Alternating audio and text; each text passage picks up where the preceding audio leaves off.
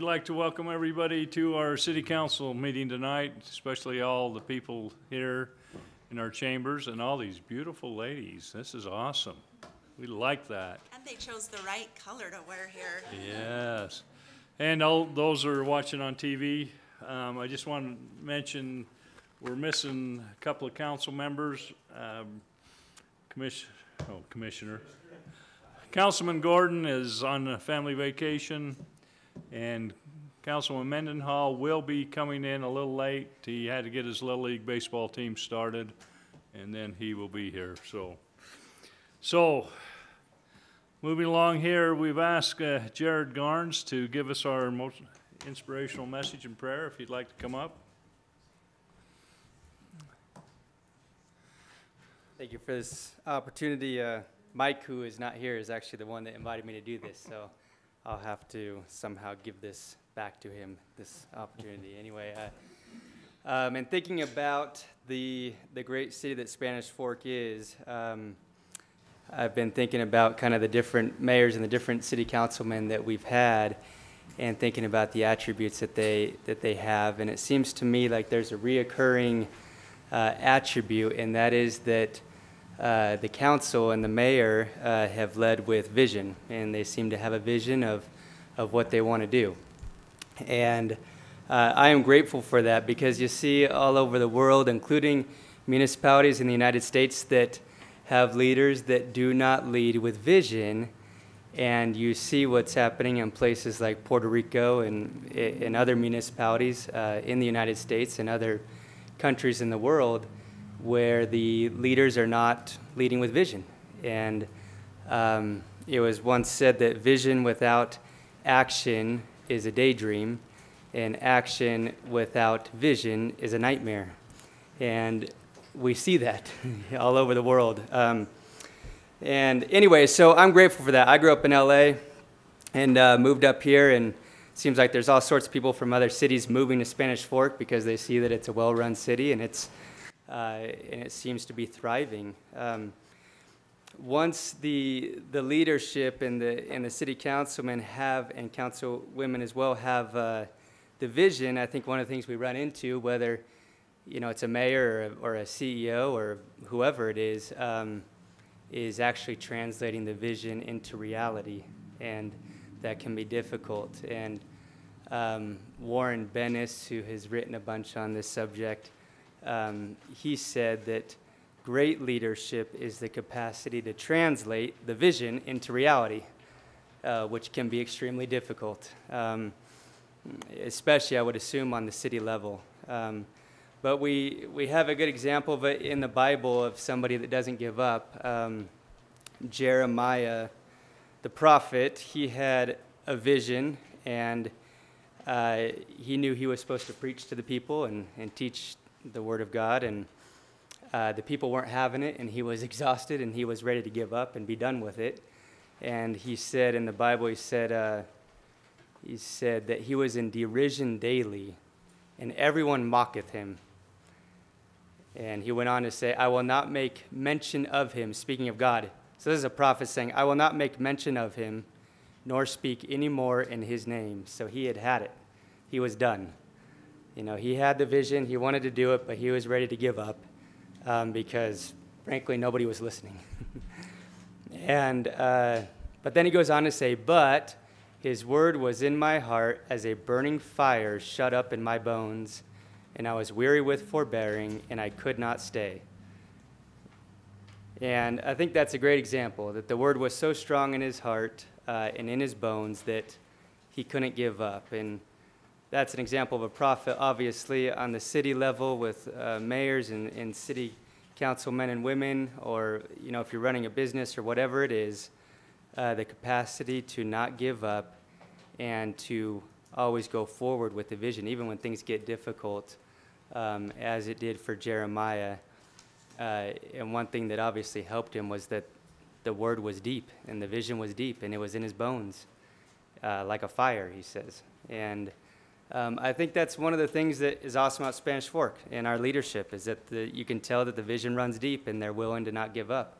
And so I'm grateful for that. I'm grateful again for the that, going back to that quote from Warren Bennis, that leadership is the capacity or the courage, the drive, the determination, the fearlessness to translate the vision into reality. And I'm grateful, and I know the rest of the city members are grateful for that as well from you guys. So with that, I'll give a prayer. And our dear Heavenly Father, we are grateful for all of our many blessings. We're grateful for a great city council. We're grateful for great leadership in this city. We thank Thee for our blessings. We thank Thee for this nation. We thank Thee for Thy Spirit. We plead that we might be able to go forward and be able to lead with vision, and that the city council might be able to have Thy Spirit with them and be able to understand the things to come, and be able to track their actions accordingly. We plead that we can have a spirit of love in our city, that we can have a spirit of friendship and continue forward. And this we say in the name of Jesus Christ. Amen. Amen. Thank you, Jared. I've asked Councilman Argyle to lead us in the Pledge of Allegiance. Would the audience please stand? Repeat the pledge after me.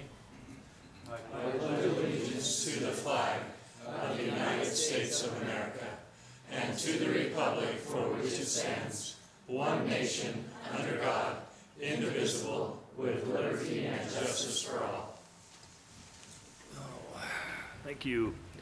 All right, we have a special treat. We have the Miss Pleasant Grove royalty here.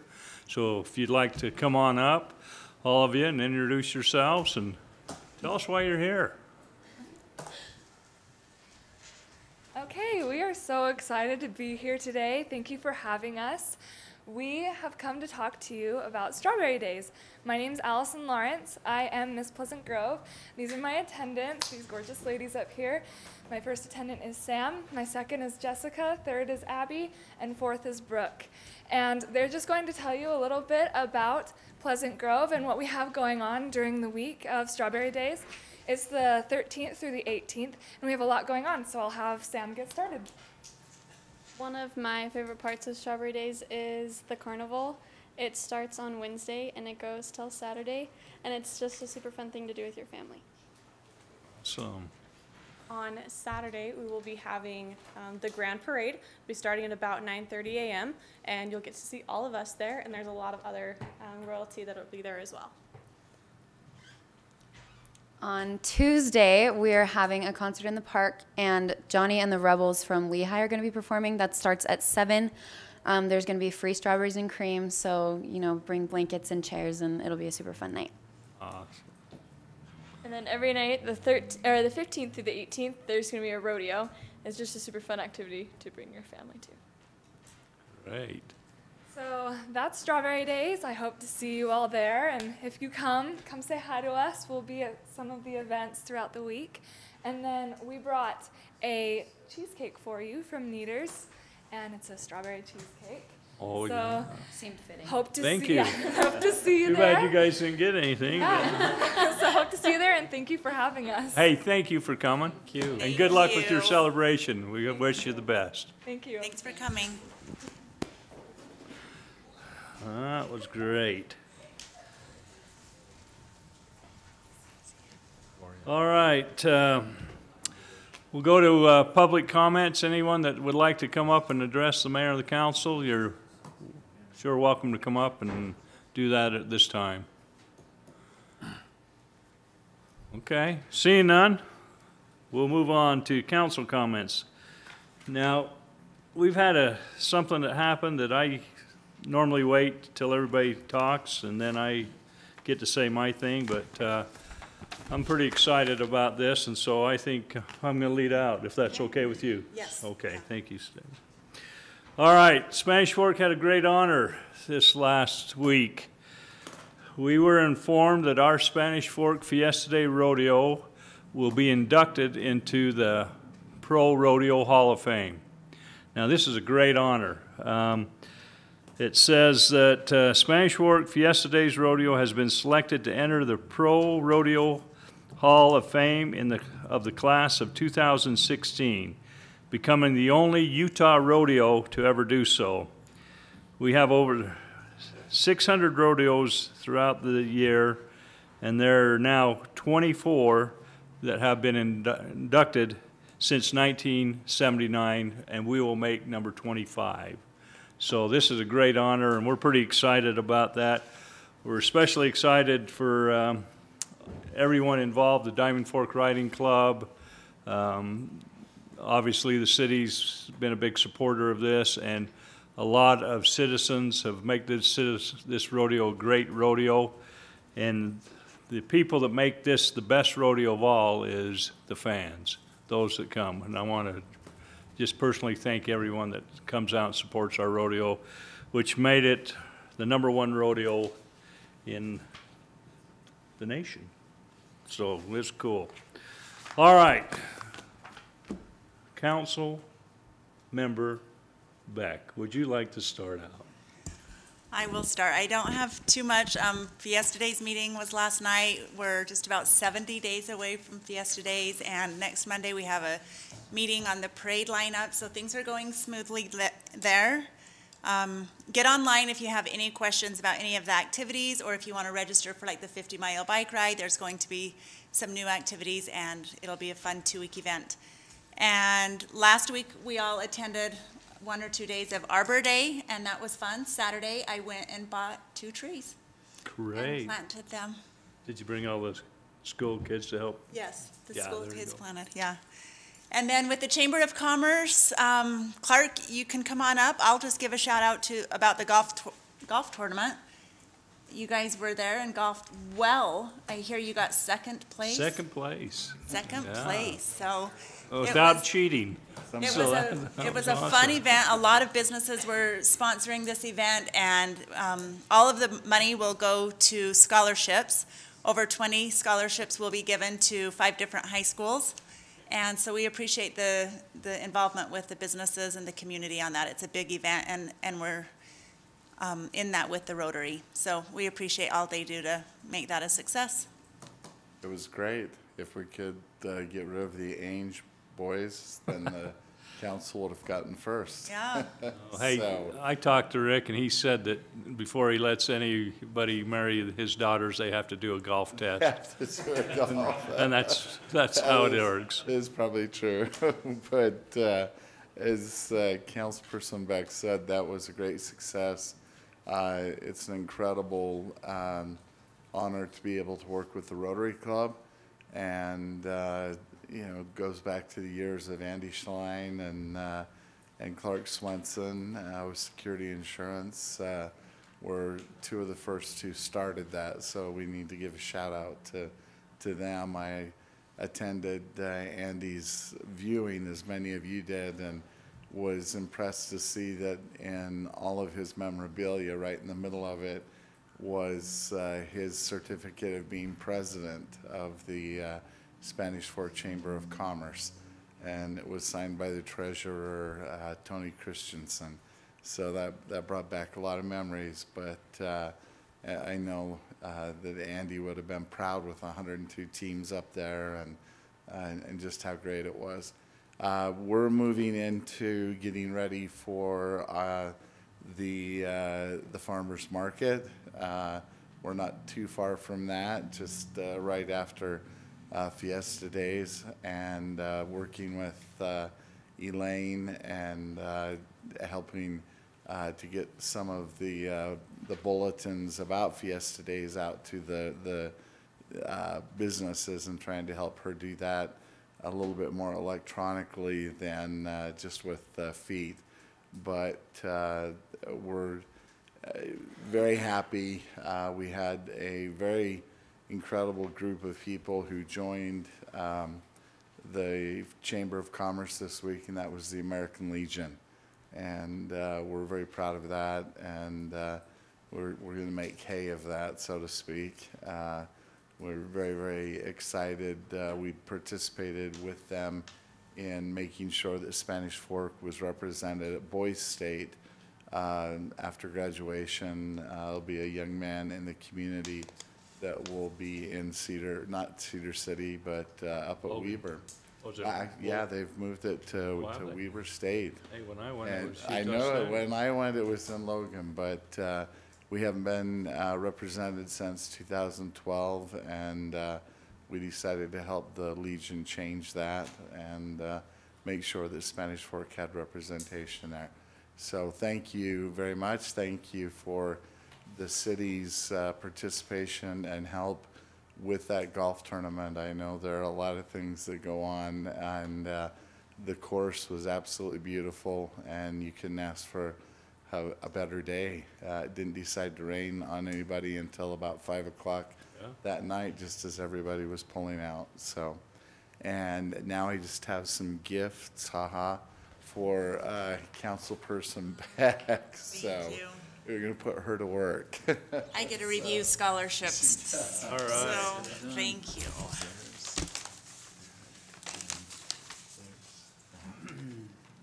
thank you. Thanks, Clark. All right, thanks, Clark. Councilman Scobes. Mayor, just two small things to report. The Veterans Council, they'll be meeting this week to talk about the Memorial Day program coming up the end of May. That's done at the cemetery. Every year they do a fantastic job, and so the veterans will be talking, discussing, making their final preparations, things for that. And then the library, their summer reading programs will be coming. You can find those on SpanishFork.org. Great summer reading programs for the kids and families. Different things they do through the summer to help the kids stay on top of their reading, and then in their involvement with just the different festivities throughout town during the summer. That's all. Great. Councilman Mendenhall. Dodgers and Padres who are in the heat of a second inning battle. It's 8-3, and we were ahead. Okay. So it was good. That's all we wanted. Yeah, no, thanks for Dale's department again. The ball fields still look awesome. If you don't know that already in Spanish Fork that baseball comes first, we miss every meeting for it, so that's why we're late. And it looks like it's going to be a lot of fun down at the ball field. So thanks for your department for putting that on. And then next Monday, the Sierra Park grand opening. Maybe you're going to talk about it coming up here or not, but it's been announced, and there's signs up there. But Sierra Park up by Sierra Bonita Elementary School on the east side of town, next Monday at 6 p.m. Grand opening, ribbon cutting. Is that the right time? Oh, 5:30. 5:30, and hot dogs, and the mayor will be there. And so if there's hot dogs, I'll what's be better there. than that? And that's all I have, Mayor. Thank you. Councilman Argyle. Mayor, I'd just like to second what council members Beck talked about with Arbor Day. I think the two elementary schools of Riverview and Larson planted 6 new trees, so now we have 3,006 in the city to take care of, and they were pretty excited about planting them trees. I was blessed to be a part of that down to the school, so and they were pretty excited about it and had a pretty good program, and I think they enjoy our trees in this city. And that's all I have. Thank you. Yeah, Dell, there was a whole force of dirt movers there. If you ever need any help, all those kids, they know how to handle a shovel now. Yeah, they moved a lot of dirt, fill those holes. One last thing that I have from our UMPA board, we put out a press release. It said the Utah Municipal Power Agency, UMPA, has taken a big step towards energy self-sufficient and cleaner electrical generation with the purchase of the West Valley Generation Station, a natural gas fire-powered plant in West Valley City. This acquisition will give us the dependable supply of electricity to meet our customers' growth and allow us to continue to provide stable rates in the future. So, as you know, Spanish Fork, along with 5 other cities, created their own power company 30 years ago. And we've been providing power to those 6 member cities. And along the course now, we've found it necessary to replace some of our resources, and we had the opportunity to buy this power plant up in the West Valley, and this is going to be a tremendous thing. It's a 217 megawatt natural gas power plant, so we're looking out for your needs in the future and trying to keep those power rates as low as we can, so that's a good thing. Good things are happening there.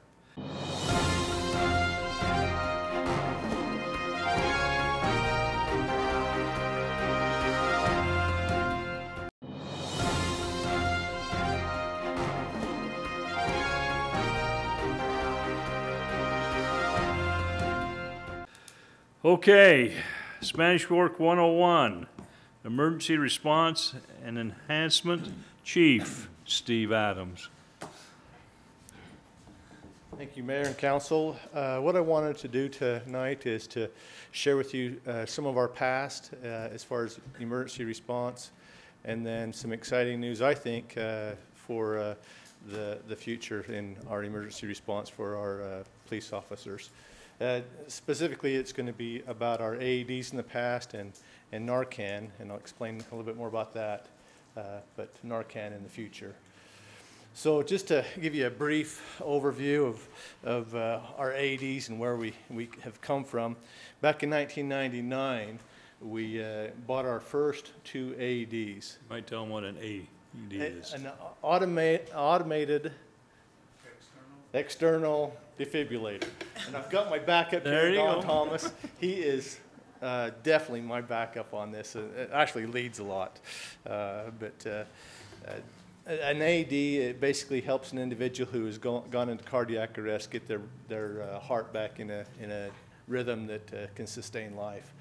But we did buy two AEDs back in '99, and at that time we had 12 officers, and so 12 patrolmen, I should say, and so the officers had to share those 2 AEDs. They'd come on shift and take it from a officer who was on duty, or they would go down to the station and pick it up and carry it while they were working.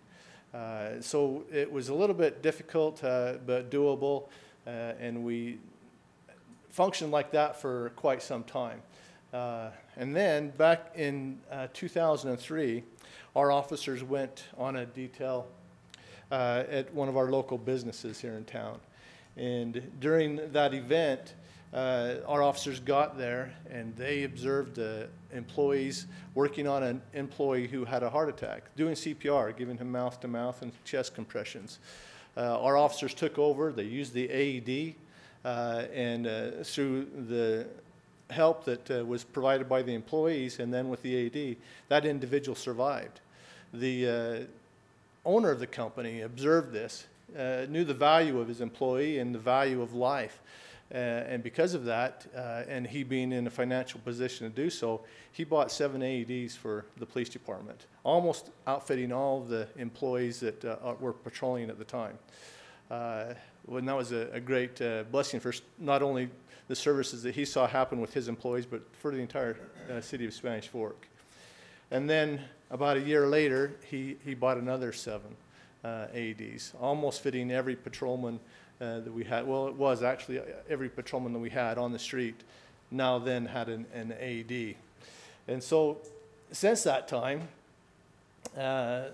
we've gained in employees. Of course, we're up to 31 officers now for the city, and there were others of us that did not have an AED in our cars, such as our investigators or ACO or me as a police chief. And since that time, we've been able to add enough AEDs that our volunteers in policing have one in their vehicle. Every entity that's police related out in the field has an AED and can respond to a person in cardiac arrest. And then with your permission, of course, over the budget, we've budgeted for 2 AEDs each year, and if need to be replaced. But I should mention also that this same employer has come to me every year since I've been the chief and asked me how we are with our AEDs, and he's even bought more since those initial 14 that he bought. He continues to help and buy, even though we're budgeting for some, he he continues to help. And then as you'll notice, we have an AD out here in the hallway. And I think that most of our cities, businesses, our city buildings have an AD. This is what you commonly would see out in one of the containers out on a wall. And so we're trying to get them in all of the city buildings, and to my understanding, we do.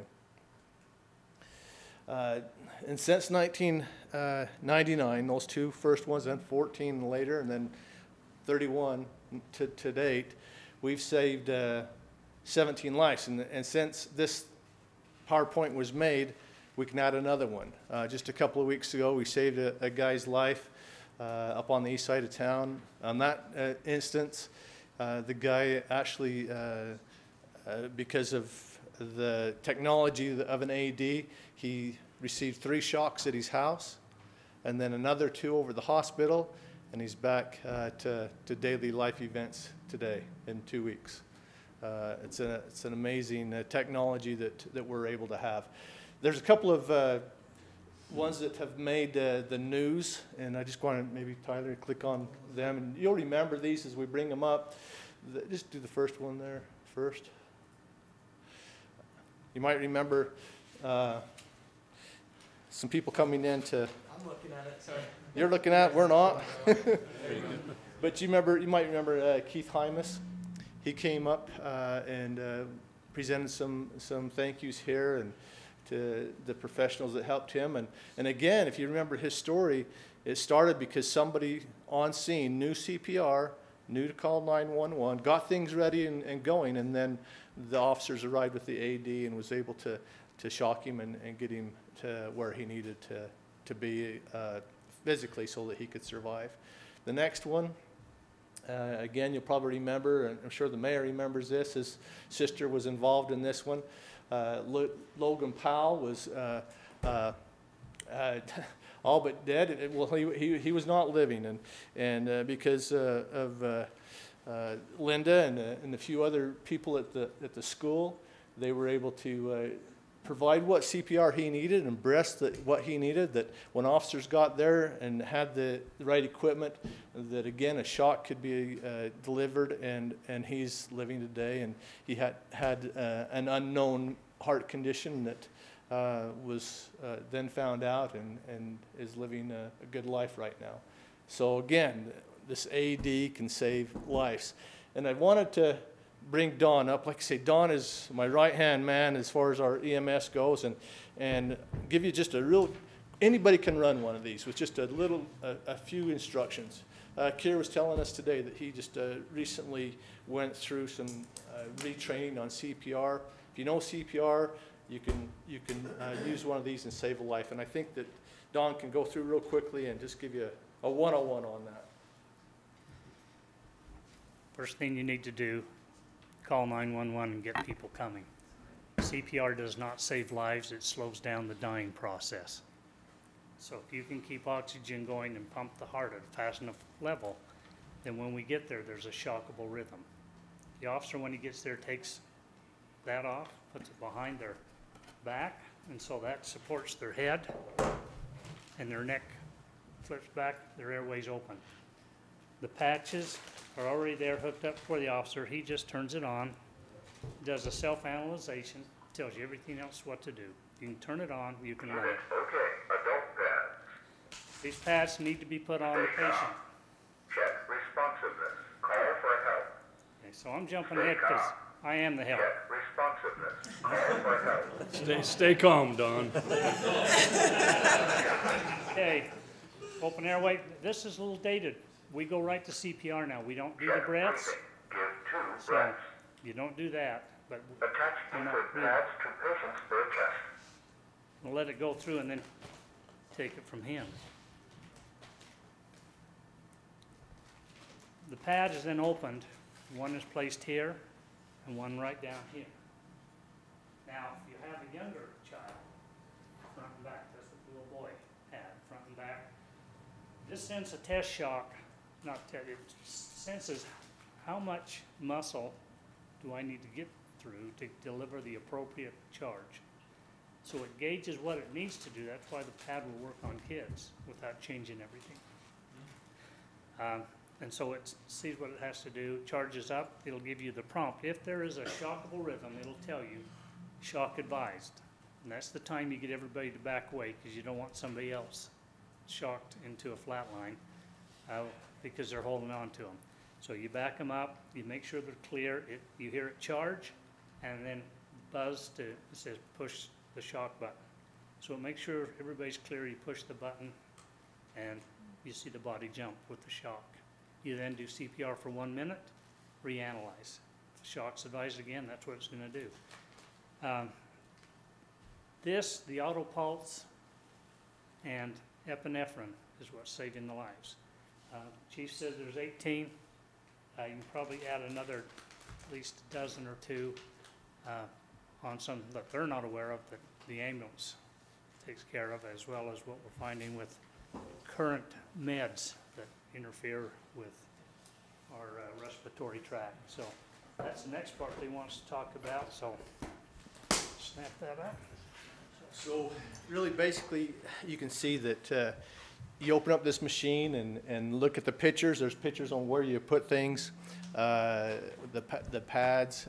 There's instructions, verbal instructions on what to do. The last time that I was involved in it, it even was telling me that your compressions are good, or your compressions need to be deeper or harder. It's really a great tool, and we're grateful that to the business owner, first off, to get us what we need, as well as you approving our budget in to replace those when we need them. The next thing I wanted to spend some time with you about is something I'm pretty excited about. Is another way that I feel like we can help save lives, and just kind of give you an overview of where we're at today with overdoses. Overdoses is a leading cause of death in the state. It's actually even more severe than our motor vehicle or our gunshot victims who have died, which is not surprising to me because I see it. And more than 10 individuals die each week from an overdose. And Utah had the 4th highest rate of overdose in the nation in 2013 and 2014.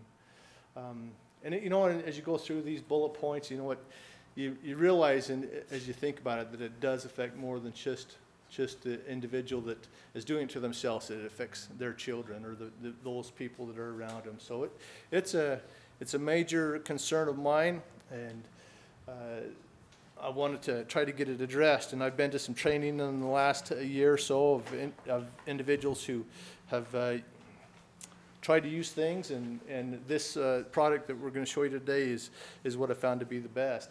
But the substance that is causing respiratory failure is opioid, and it's included in these drugs that are listed. Oxycodone, hydrocodone, methadone, morphine, Butrans, heroin. All the list there is quite extensive, and is any of those have the opioid added or component in it, and that is what hurts our individuals. And to describe it a little bit more specifically, it causes respiratory depression. And so when you quit breathing, you quit sending oxygenated blood to the heart, and the heart can't pump that to the brain, so you have cardiac arrest, and then your brain dies. And so there is this Narcan that has been developed that blocks that opioid from going through the system, and then allows the person to breathe again, and then allows the person's heart to receive the oxygenated blood and the brain to stay alive. This has been used by our ambulance since 2010. And I just had Don do a quick survey of all the reports for 12 months, not a calendar year, but for the 12 months this past 12. He's used it in 35 patients. His team has used it in 35 patients, and out of 32 of those, they saw marked improvement because of the use. The other 3, it is suspected that they could have been on another drug that didn't have that opioid in it. Could have been, methamphetamine or cocaine or something like that. But out of 35, 32 were basically their lives saved. These guys save a lot of lives with the tools that they have. And so I gave to Don the charge one day. I said, Don, I want one of these for every one of our officers. How much would it be, and how long can you take before we can get them? Within that same day, he had me the price, and he had me the tools needed, and we gave him the go. So we're doing it similar to what we did with our AEDs. We're giving it to all the patrolmen first. So Don's ordered up 20 of these kits. The guys will wear these on their belts, our 20 patrolmen, and they'll be ready to use it. This is very safe. You know, anybody, you don't have to be an EMT, you don't have to be a doctor, you don't have to be a pharmacist to have it. Anybody can have it. It's legal for anybody in the state to have one of these, and it's safe to use. If by chance you have a patient that you don't know one way or another if they're on an opioid or not, you shoot this, as Don will show how to use it. You use this, and it's not what they need, it will not hurt them. It will not have any adverse effect. So it's a safe tool, very safe tool.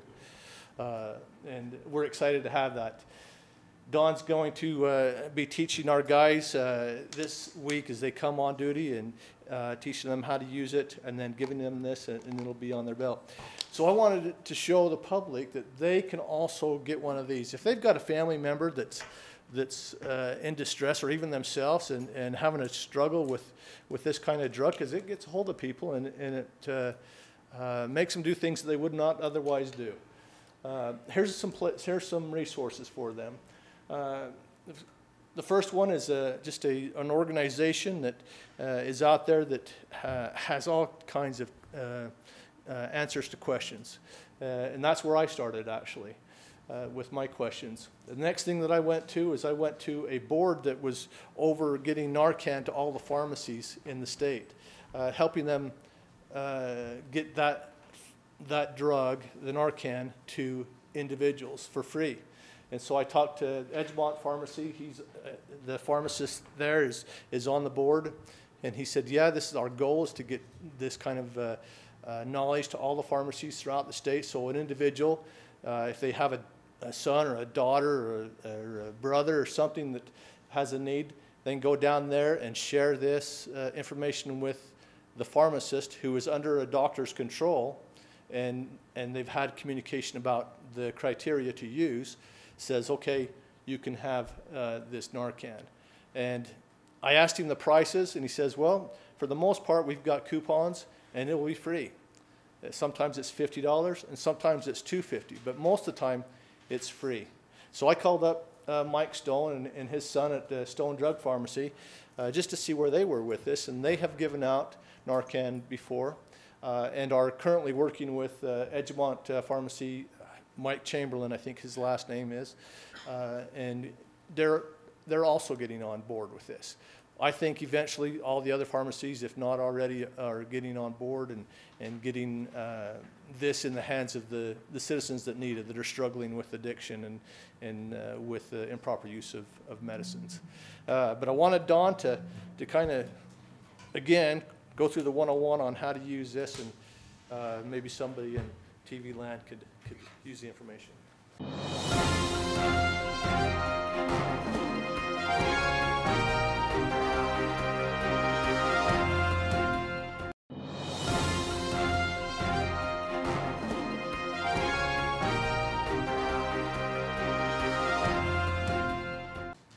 Usually it's known that they're using drugs, but sometimes it's not. This is as far as oxygen, sugar, and Narcan. You can give it to an unconscious patient. It's not going to hurt them. The officer needs to be able to open it up, take it out, We're just gonna, Be calm. yeah. And I spin on this little, it's already gonna have this on. This is an atomizer put on the end. Pop the two plastics off. This one just slides in, threads on, and then they just administer it. Where do they administer And it? this is nasal, there's no needles involved. So this is what it looks like if you draw it up, but we have it in a syringe so it's ready to go. They don't have to draw anything up, so they don't need needle. And that's the amount that they have. So on each side of the nose, you just put that in, hold it. That. You have that.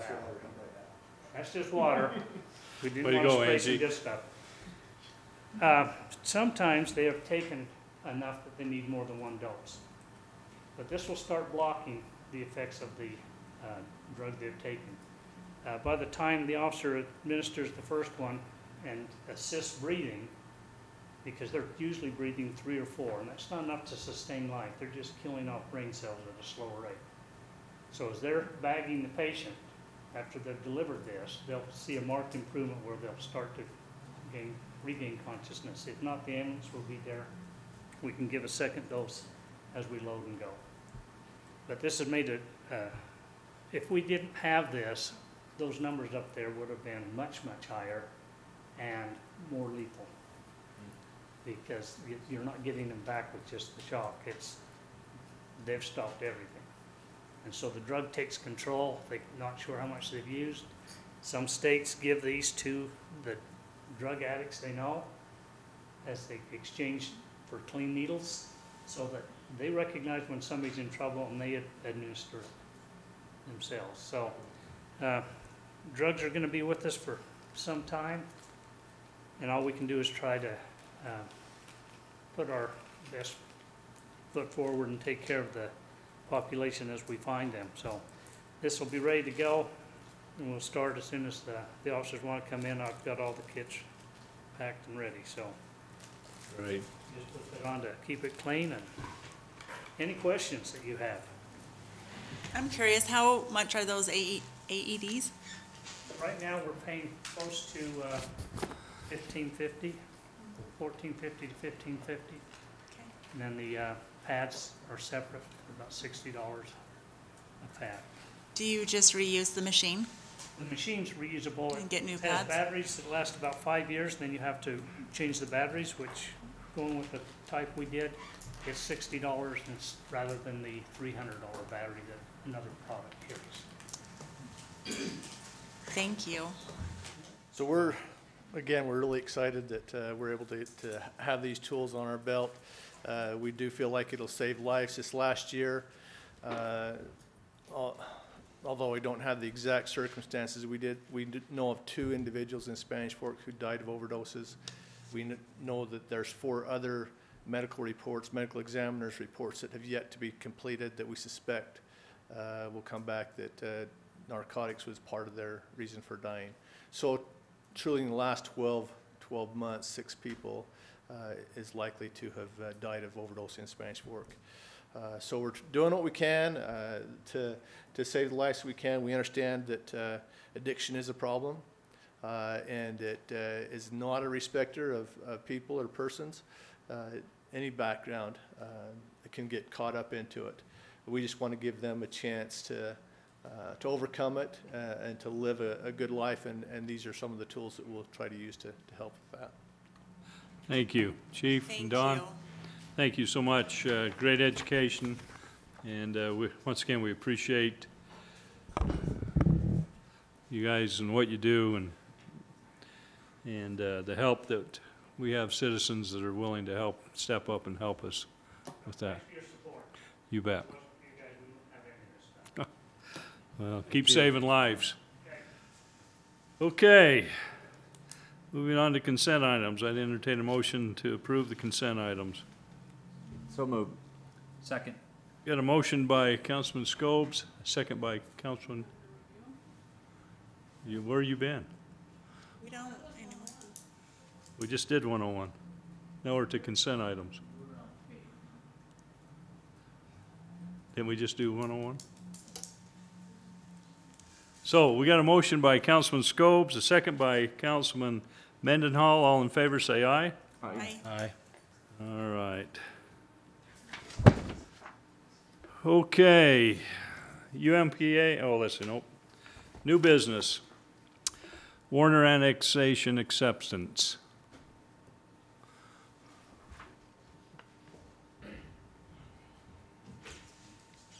Thank you, Mr. Mayor. Let me point out a few different landmarks on the image that we have here. Main Street's barely visible along the left side of the image there.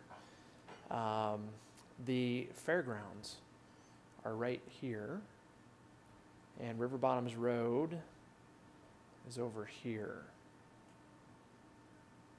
So Main Street, River Bottoms Road, South Lane. So the light at Volunteer Drive and Main Street's right about here. Does that help everybody have kind of an idea of what we're talking about and where it's at? The land that's colored on this image here is just about 160 acres altogether. And the subject properties that are included in the proposal, they are in the city's annexation policy plan, but they're not within the city's growth boundary. So we might talk more about the growth boundary as we go through the annexation process if you accept it tonight for further study. And really that's all that we really want to talk about tonight, unless the council has specific concerns you want maybe to chat about. The applicant has met the requirements relative to having the needed signatures from property owners that are involved in the proposal here to have these lands annexed into Spanish Fork. And with that, we schedule it for this discussion tonight with the city council so that you can decide whether you want to entertain the idea of annexing this area or not. If you choose not to, we simply don't proceed further with the proposal. If you do decide that you want to accept it for further study, then that basically gives us as staff direction to start the formal annexation process. There's a protest period involved of, in this case, it'd be 60 days. So we provide notice to certain entities, follow basically a program that's outlined in considerable detail in the Utah Code. And as we go through that annexation process, we prepare a report that is then provided to the Planning Commission and to you when we get done with the protest period and we have a public hearing with both you and the Planning Commission on the proposed annexation, when ultimately it's brought back before the council for you to decide, okay, we've been through this time where people have had an opportunity to comment on the annexation, and at that point in time you'd have some additional information that we would provide to staff, and you can make a decision then. And you have considerable discretion at that point in time as to whether you say yes or no to the proposal. Staff, that is the Development Review Committee, has recommended that you accept the petition for further study tonight. Really the only thing that I want to mention relative to that, I believe the mayor likely will recall some meetings that we had back in 2006. Doesn't seem like it's been 10 years ago, but at that point in time, we were really growing rapidly. We were trying to make sure that we had a little bit of direction, at least relative to where maybe to encourage development to occur, both in the city and in areas that maybe were not yet annexed into Spanish Fork, but that potentially could be, where we had utilities, and we thought we could support development. And even back then, 10 years ago, we saw this area because this image doesn't really do it justice, but much of the land to the west is annexed today. All of that, much of the land to the east is annexed. We have utilities in the vicinity of the proposed annexation. So we felt like, potentially this area here could be annexed without maybe forcing the city to deal with some of the issues that likely will come if we consider annexations, what for me are maybe more in the river bottoms than this area. And even back then, this was identified as one of the, I guess I'd say, kind of priority areas for future development in the city. So that's staff's recommendation to accept the petition for further study. So up to Zermatt, when we talked about and you increased the growth, I thought this was part of it, but was it not? We talked about this as being one of the areas where potentially the growth boundary should be amended, Okay, expanded to accommodate future development. okay.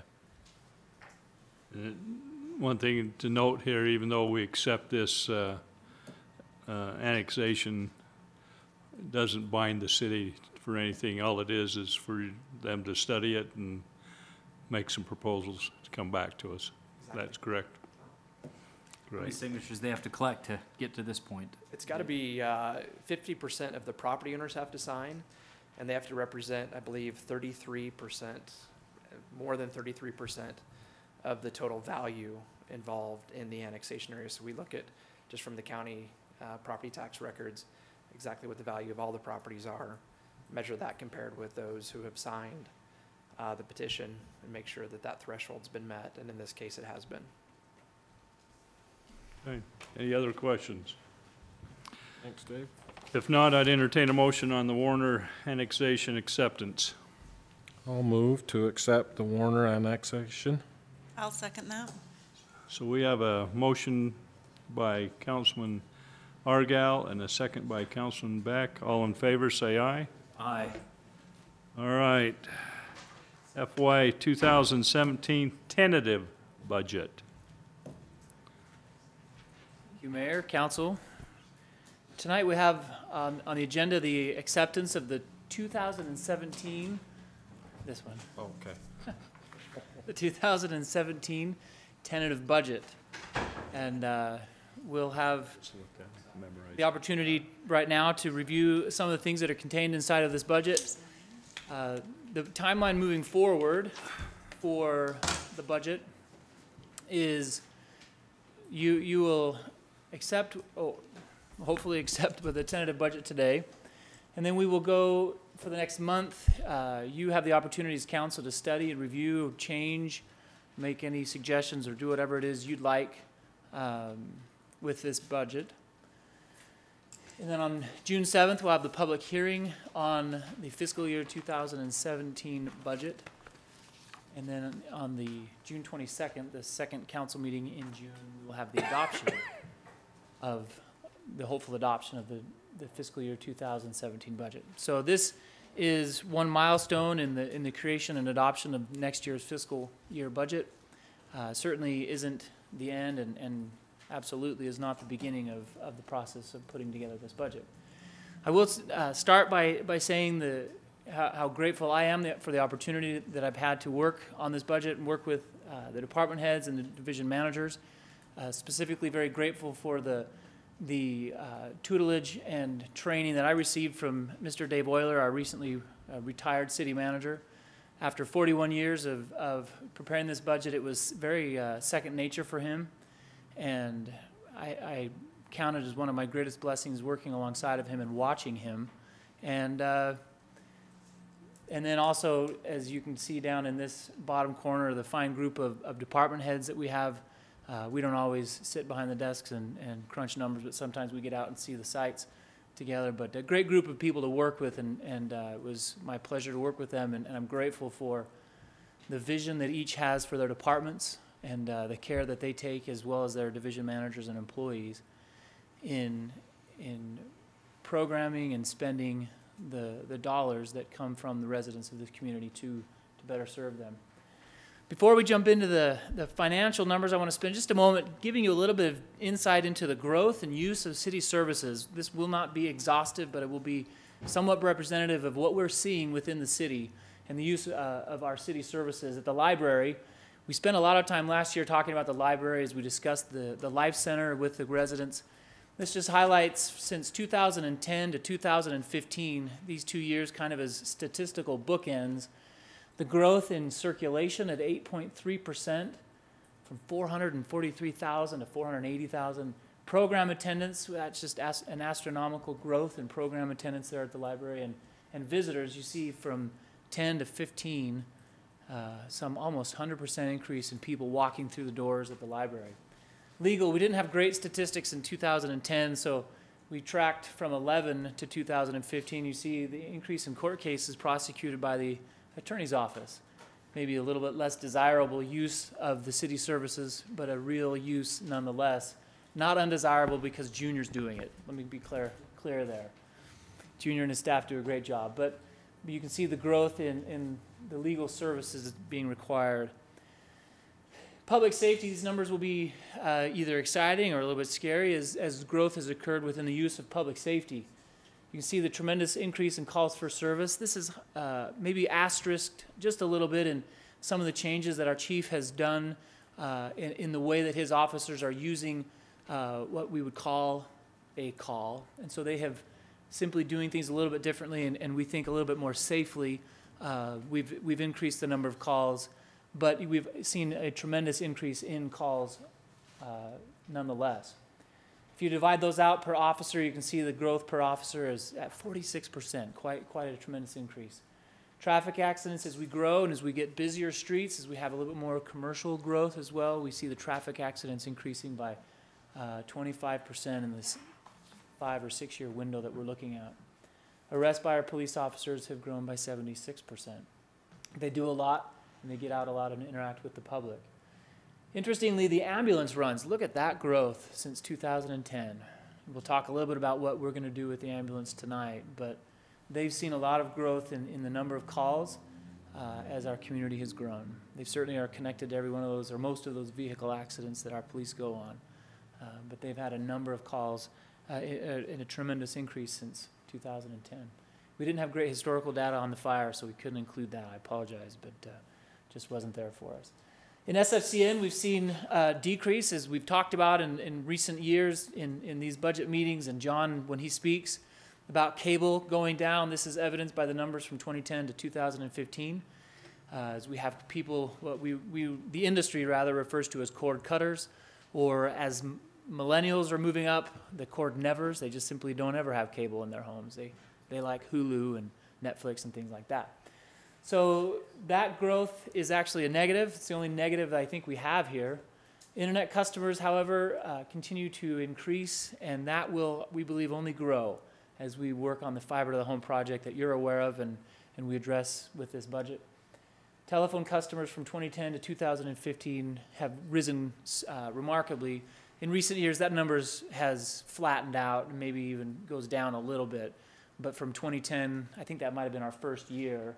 But from 2010 till now, you can see the growth and how relatively successful that service has been. In order for it to be successful, we targeted a number much lower than this, and so it is very successful for what we have offered. Growth in the utility accounts, as you look across all of these utility accounts, you can kind of get a sense of what the population of Spanish Fork has done from 2010 till now, and looks like it's grown roughly 9 to 10%.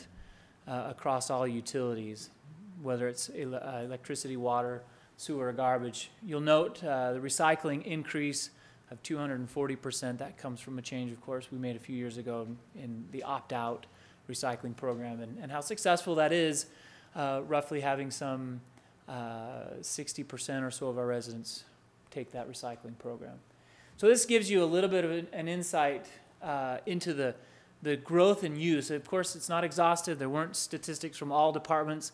I had a lot of data from community development. I couldn't figure out a way to put it in here. I apologize to Dave Anderson for not putting it in here. But community development has tremendously grown since 2010. Of course, our growth was near stagnant there in the middle of the recession till now.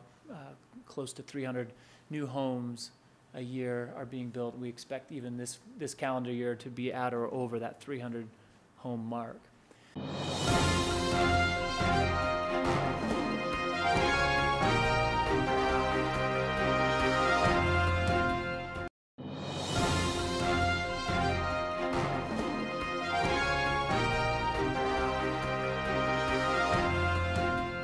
So our growth has been significant in the use of our city services. Likewise, as we've had growth from I just picked some numbers back to after the recession, you can see in fiscal year 2012, sales tax from the previous year grew by just under 10%. And we've been right near that 10% mark in growth since 2012. What happened in 2012? Anybody remember?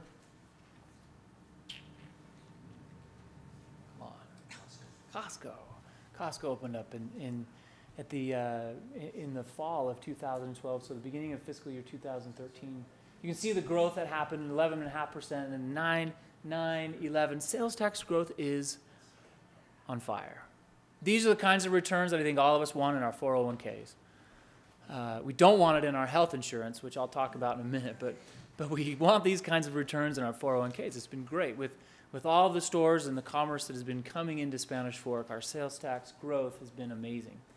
We estimate that this year it'll grow at about 11, and that in fiscal year 2017 there is a $6.2 million revenue source in sales tax from that one source. Here's property tax growth since 2012. Remarkably different numbers. Growth was slightly negative in fiscal year, or I guess calendar year 12 for property tax purposes, but you can see that it slowly grows, much different than sales tax. That's both good and bad. As residents, we don't want our property tax to grow at that 10 or 11% rate, right? We get a good, again, only for 401ks, but not necessarily good for sales or for our home property tax. But as it grows slowly, it is a remarkably stable revenue source. We estimate that in this 2017 budget that property tax will be slightly over $2 million. You compare $2 million in property tax from the residents to over $6 million in our sales tax. We rely very heavily on sales tax. What is that? 3 times more sales tax than property tax. One caution that I know Mr. Euler has raised to you as a council for many, many years, and I'll be no different, is that as we rely only on sales tax or heavily on sales tax, it is a very volatile tax.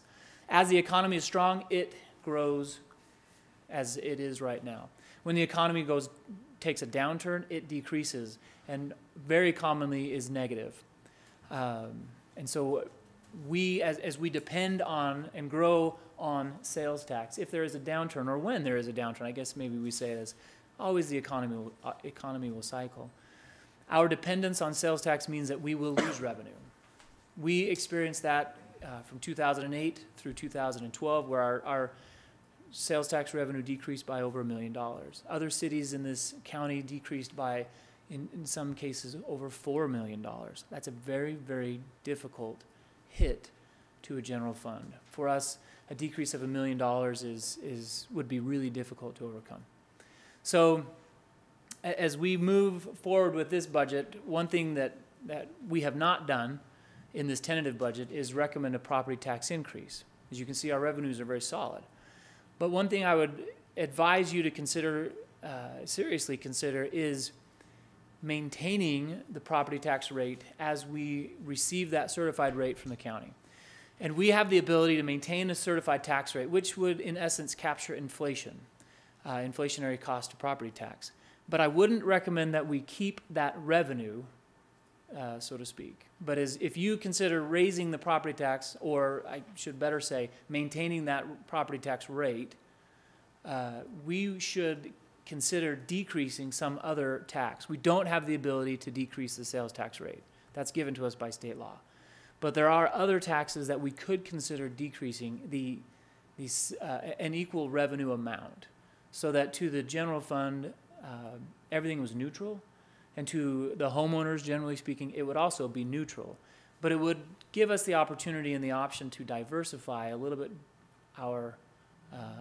more the revenue sources that we have. That's something that I want to give to you. It's written in that budget letter, and as you consider this, if you have thoughts about maintaining that rate and potentially decreasing some other rates so that the offset is neutral to the residents, we would look into that and have some proposals for you. If I may take just a moment, I should have said this maybe earlier, but I have behind me my youngest brother, Clark. He's here in the audience. Clark's wearing that beautiful dark blue, BYU blue shirt. Sitting next to him is my beautiful mother. You might recall a few months ago when we were talking about the transition from Dave Euler to me, and my mom was watching at home in Washington via Channel 17. Well, she just happens to be in town today, and she had nothing better to do on a Tuesday night but come to council meeting, and so she's here. And she told me a moment ago, this is the best night of her life. She's just loving it. She's totally enthralled, and Clark, of course, is pretty excited to be on camera. She said that about pickleball in St. George. She loved pickleball, actually, in St. George. She really did. She enjoyed watching everyone play. But anyways, Clark, he always loves to be on TV, so he wanted to come tonight and get on TV. So I don't know if you heard, the camera just panned over to him. So Clark, you're famous. You now get to be on YouTube. So good job for being here, bud. Great young man. He's 10 years younger than me, and has been and is a fantastic younger brother. Love him and my mom as well. All right, back to the budget. We had an activity with you, a work session a few weeks ago where we discussed council priorities. I presented to you a handful of positions and other projects requested by the departments. There are always more requests than we have money. And the departments understand that, they know that, and they generally don't jockey for position. They always seem to work very well together. I've never seen an arm wrestle or a tuffle. That's because the chief has a gun. You know, you say that, but if he shoots that, there are a lot of reports he has to write. I don't know if it's worth it. Well, he doesn't have any bullets in it, so Yeah. we're okay. I don't know if it's worth it. The paperwork's pretty intense if you ever discharges one of those bullets. But anyways, we had this exercise, and for me it was really instructive. I greatly appreciate the input that you gave. I asked you as a council, and I invited the staff to do the same, to rank and give me your ideas of priorities. With very little liberty, we adjusted some of the priorities that you gave, and we did some probably more so in the one-time projects, just because of the way dollars ended up adding up. But our number one priority, as given by the council and staff, was to put ambulance personnel at the public safety building here on Main Street for there all 12 hours of their day shift. This is something that you as a council has been talking about for the better part of the last year, and certainly the last 6 months or so. With this budget, we are funding an increase in pay that we can keep ambulance personnel at the ambulance station from 7 in the morning until 7 at night. That's a step that is not the end goal. It certainly isn't the end solution to providing all of the services that we think we could, but it is one step, and it's a measured step that we can take with growth.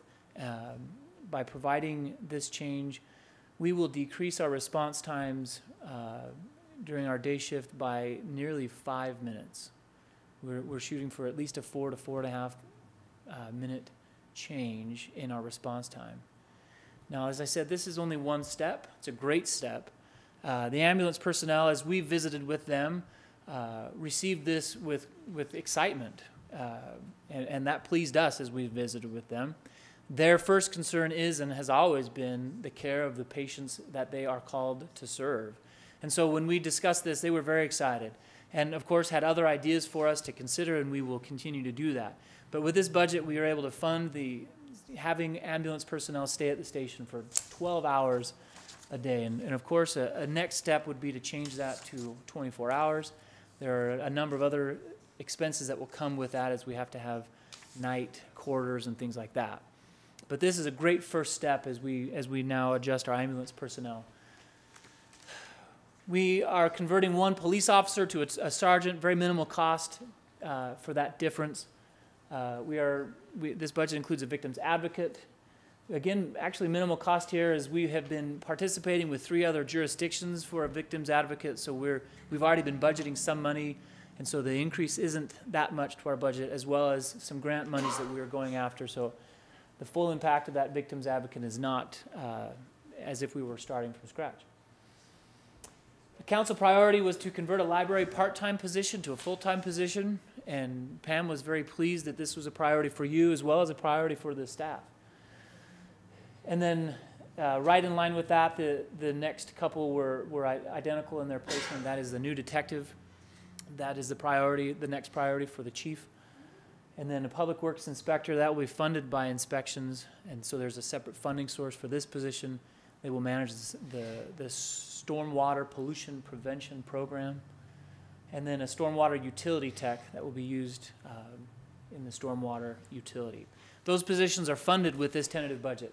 Positions that are not funded, and these are all the full-time positions except for the day ambulance shift is still part-time, but at the station. Not funded with this budget is a new building inspector, a third building inspector.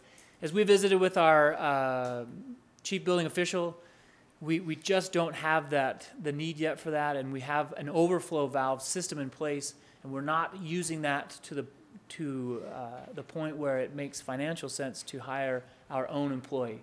Last year we spent just under $20,000 on this overflow, which is using different contractors and third-party firms, and when it doesn't make any sense to spend $70,000 on a full-time employee if we can get it for less than that. We'll watch that this year, and if it changes due to growth, we'll come back and there will be, with a revision or next year's budget, maybe a change there. A street utility tech, that is something that the streets department has asked for, but with funding, we could not do that at this time. Another patrol officer, in addition to that detective, a second patrol officer with this initial budget has not been funded. A permanent part-time payroll clerk, and then we discussed also a second planner. Now, because they're not funded right now, it doesn't mean they have to wait another year. We have a process where we do our budgets.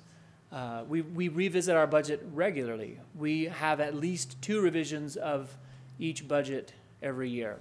As you know, it's not uncommon for us to have a revision in, say, November. And it is very likely that some of these unfunded positions can be funded in that first revision as we adjust revenues. We always have the ability to analyze revenues, and the more data that we get, the better sense we have of where revenues will come. And so I would suspect that we would be able to fund most of these positions that were not funded if it is your priority to do so with a subsequent revision of this fiscal year 2017. In the projects, the one-time priorities, again, this is data that I collected from you. This is a little less scientific than the other one because some of these projects were large dollar amounts and some of them weren't, and so you couldn't quite do some, but you could do others. And so I had to take the guidance that I got from you and make some judgment calls.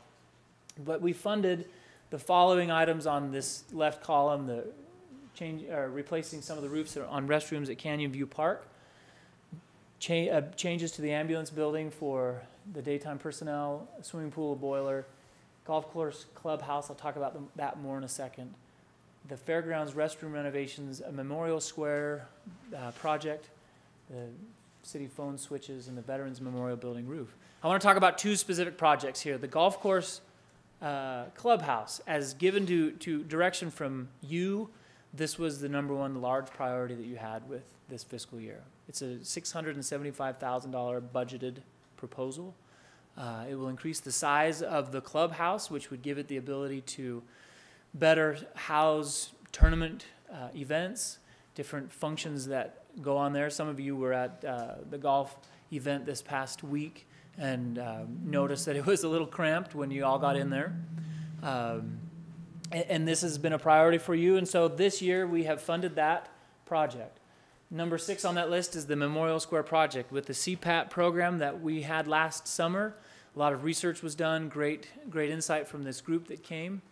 They suggested making changes to our Memorial Square, which is located on 200 North and Main Street, across the street from Zions Bank. And that project is budgeted at $35,500. That is funded with this project. It doesn't change everything about the square, but works to beautify what we have and make it more of an inviting plaza for people to use while they're downtown. Not funded priorities are the pickleball courts. That's listed #1, not because it's my favorite, but because it was close, and it was actually higher than some of these priorities from you, but it's $275,000. So there's a lot of other smaller projects that you can do with that $275,000. The Icelandic rock wall repair, Dale told you that Okay, we'll move that one over. No, Dale told you that that one could wait a year or maybe even two, and you took cues from that and said, then if it can wait, let's wait. City Park stage changes, we're looking to make changes there, and that will wait. Golf course sprinklers, that will wait. The Whibbit, Brandon will be happy that was low on your priorities. You can tell him while he's on vacation, and it'll make it even better for him. And then a proposed early fire truck purchase, that will wait as well. As I said with the other positions, some of these might get funded through this fiscal year if it's a priority for you, and as we identify growth in the budget that might make room for these one-time projects. Those are some of the main the main projects that are budgeted in this fiscal year budget. I moved through those quickly.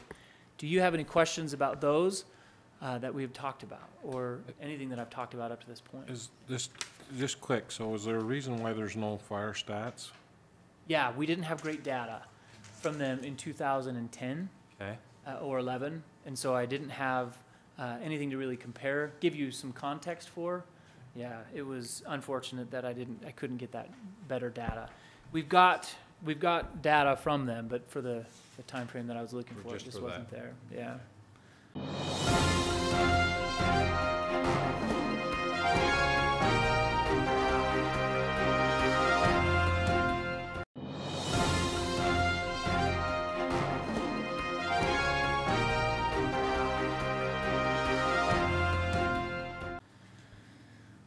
Any other questions on anything we've talked about so far?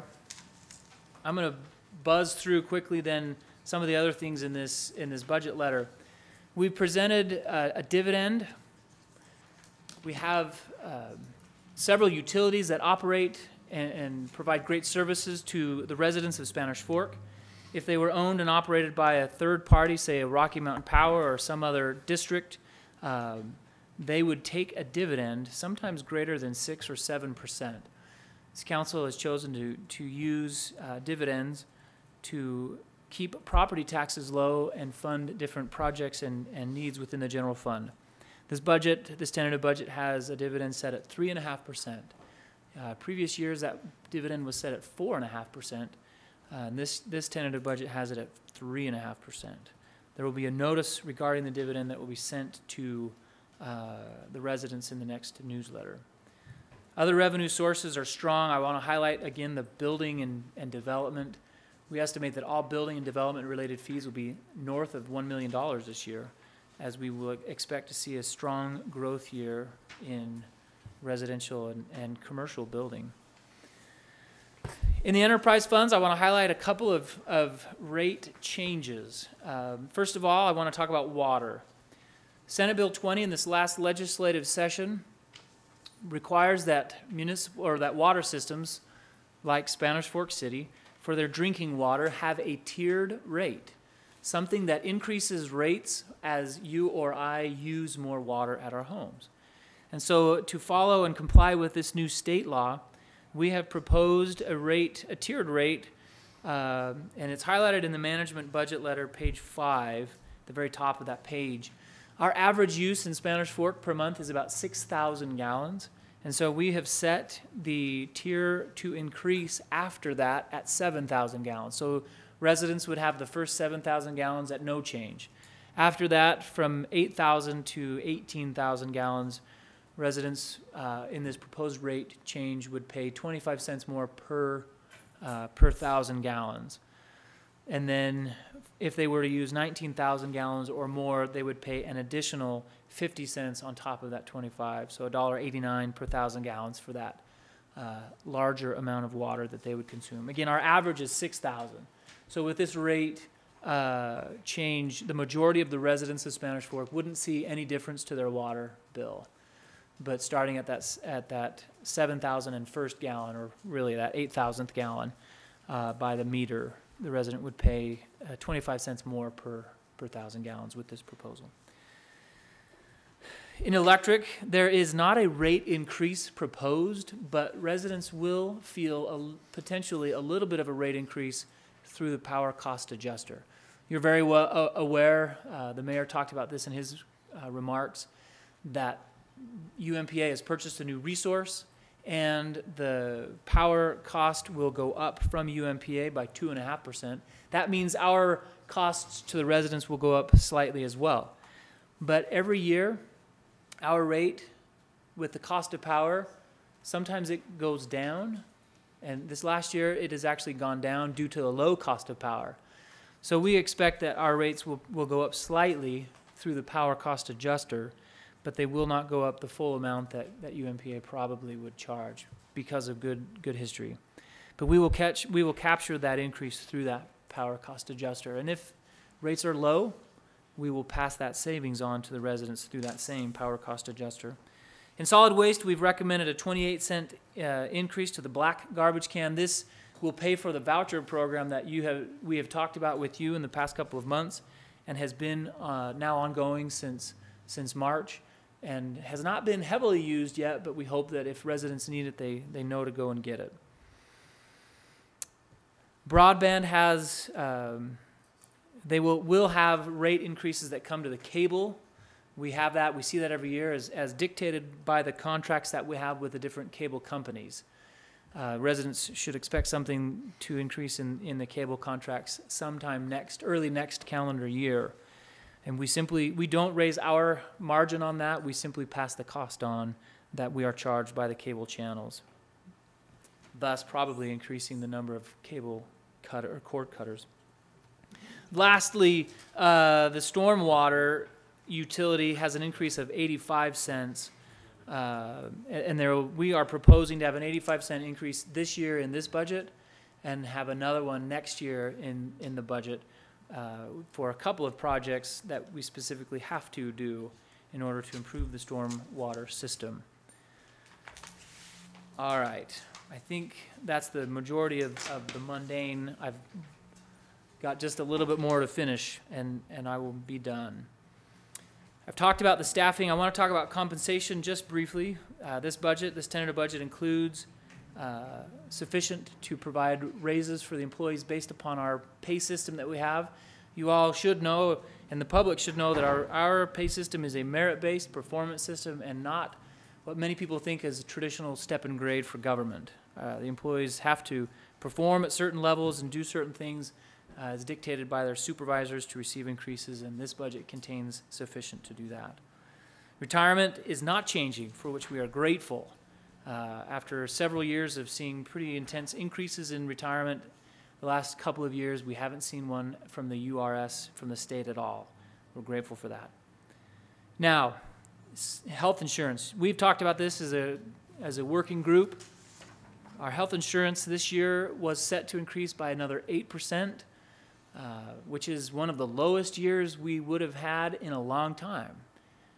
Not the kind of percent we want to see in health insurance as our medical costs continue to rise, quite contrary to the term affordable care. So with this tentative budget, we have proposed and discussed with you moving our health insurance plan to the Select Health Share program. This has secured a actually slightly negative renewal this year, and guarantees us a renewal next year of 4% and a renewal the next year of another 4%. Quite a significant savings. We estimate a 3-year savings of just under $1 million by making this change. We're beginning to roll this out to the employees right now, and generally they're receiving it very well, as the aim of this Select Health Share program is not to penalize, but to get the employee, the employer, doctors, and the insurance company working together to prevent problems and be more proactive. So you'll probably see more employees walking around with step counters. I'm at 10,985 today. Oh, did you give that to your mother to fire? Yeah. No, I didn't. But you and others will probably start walking around with these as some of the wellness programs that our employees will get to participate in will take steps. Where are you at, Councilman Mendenhall?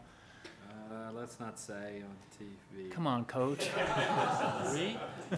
Just slightly less than what you are. 6,147. All right, Coach, get out there. I gotta get back. Yeah, You got to pace a little more up and down the baseline. It must have been they must have been doing really well. You weren't pacing. I did so not good. have to run at the ballpark. Yeah. The last thing I want to mention with this tentative budget is the debt service. Our debt service is for this year has decreased to $3.18 million. Last year we paid off the broadband bond. Actually, this year we will pay off one of the water bonds, the initial pressurized irrigation bond. So our debt service this year of $3.18 million is extremely low.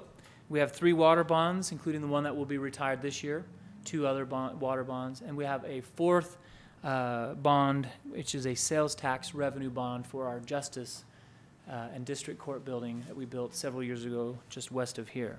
There is no general obligation debt that the city is paying on at this time.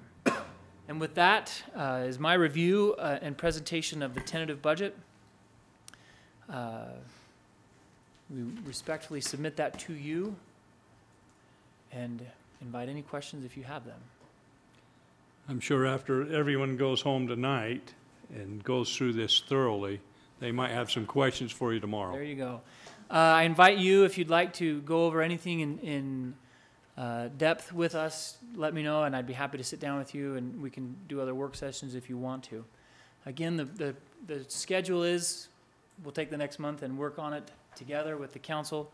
You can make any changes that you want, and then we will have the public hearing, the first meeting in June, with the adoption of the full budget in the second meeting in June. I need to note 2 things that I didn't get in the management letter. I apologize. Building inspection. The Building Community Development Division recommends with this budget a change, and it is noted in the fee section for minor plat amendments? Okay. And then also a change to how we do our basement building permits. We have, in the past, charged a relatively small fee, somewhere in the neighborhood, depending on the size of the basement and valuation, say from $60 to $85 for a basement permit. It's a nominal fee, and frankly, not one worth collecting if it dissuades anyone from getting a permit that helps them to build their basement according to code, which means more safely. And so with this tentative budget, the Community Development Division is recommending, or department is recommending, that we not charge for basement permits anymore. It would be very similar to what we do already with water heater permits, fence permits, and similar permits where we don't charge anything. And that is something that we recommend with this tentative budget, and figure that'll be something that the public will like, and hopefully will encourage people that are looking to finish their basements to get a permit and have it be inspected through our inspectors.